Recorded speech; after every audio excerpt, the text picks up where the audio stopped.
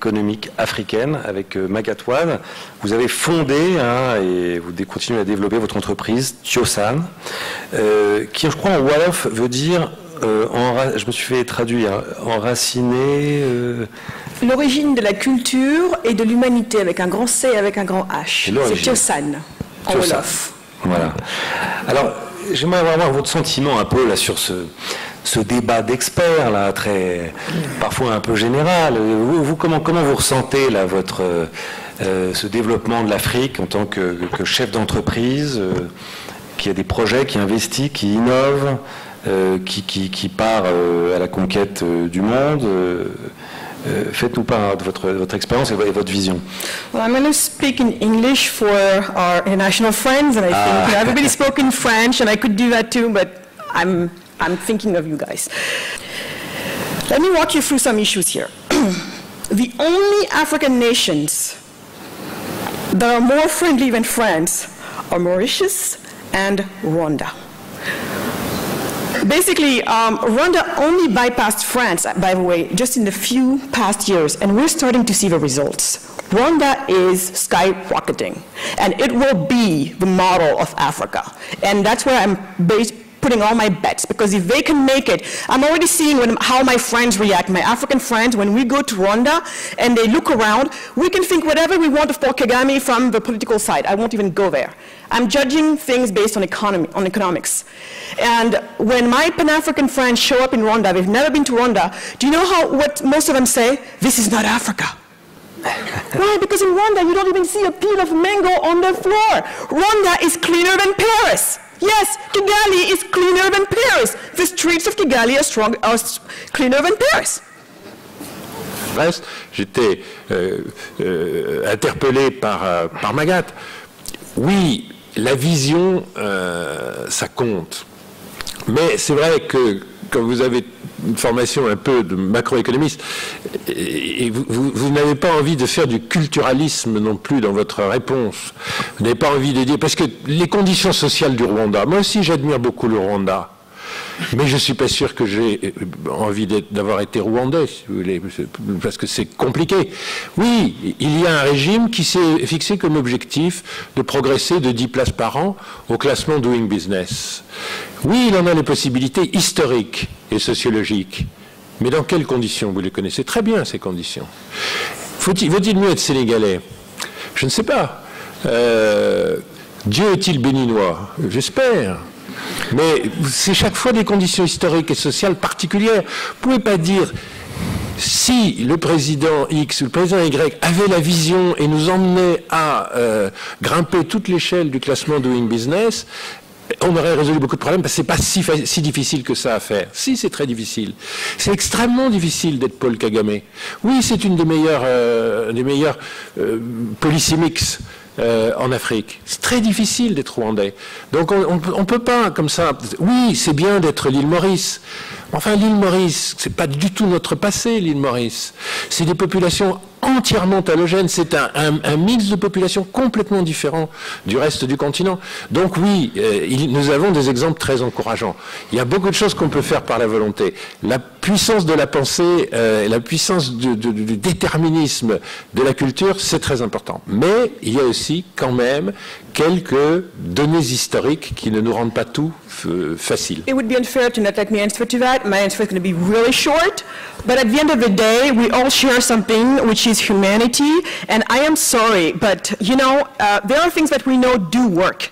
And it doesn't matter whether you're in Rwanda or in America or anywhere else, we know that there are things that do work, and I need some of those infrastructures. It may be hard to do, but we have to have a commitment to do it. And I think it's too easy to say it's hard, or Mauritius is not like us, or this or that. At the end of the day, I'm human. I feel like we need to pay attention to this. This is very important. As an entrepreneur, I need it, and I will not give up. So, come up with excuses. There's no excuses. Alors, Madame Oued, vous avez participé à ces forums. Et on a vu votre virulence au niveau de l'intervention. Non, ma passion. Oui, alors on a remarqué aussi que vous avez donné quelques indications concernant la formation des jeunes. Il ne faut pas qu'ils rentrent dans un carcan, dans un cadre bien. En Inde, ils ont fait cette expérience, mais ça n'a pas marché. Est-ce que vous croyez que vos méthodes là, que vous avez préconisées, c'est les bonnes méthodes? Comment ça n'a pas marché en Inde et qu'est-ce qu'ils ont fait exactement? Bien, ils ont essayé de ne pas rentrer les enfants dans un carcan là où le col doit rester seulement le col, etc. Aller vers d'autres modèles, mais les modèles les plus anciens, ça marche toujours. Je ne sais pas ce dont vous parlez par rapport à l'Inde qui aurait essayé ce dont je suis en train de parler. Je suis en train de parler d'une chose très précise quand même, et je n'ai pas connaissance que ça a été fait en Inde et que ça a échoué. Il faudra que je compare ce à quoi vous parlez, parce que là vous me dites des choses dans l'abstrait. Oui, non, mais je peux pas. Parce que j'ai expliqué moi ce qu'on compte faire et ma solution. C'est des écoles qui permettent aux enfants, aux jeunes, de vraiment développer un esprit critique. Oui. Et aussi d'avoir un esprit innovateur et d'avoir aussi un esprit créatif. Il y a des étapes. Donc je ne vois pas. Il y a des étapes. Non, ça commence tout petit. Ça commence tout petit. Les écoles dont je parle, on commence au niveau de la nurserie, quand les petits ont 2 semaines. 2 semaines. Et dans certains cas, on n'a même pas besoin d'aller à l'école. On est formé à la maison. Donc on peut être contre, ce qui a l'air d'être votre cas, mais ne me dites surtout pas que ça ne marche pas. Je ne suis pas contre. Et deuxième question concernant, ça m'a un peu rebuté un tout petit peu. Il y a 850 millions de francophones dans le monde. En 2050, il y en aura plus de 1 milliard, plus de 1,5 milliard d'ailleurs.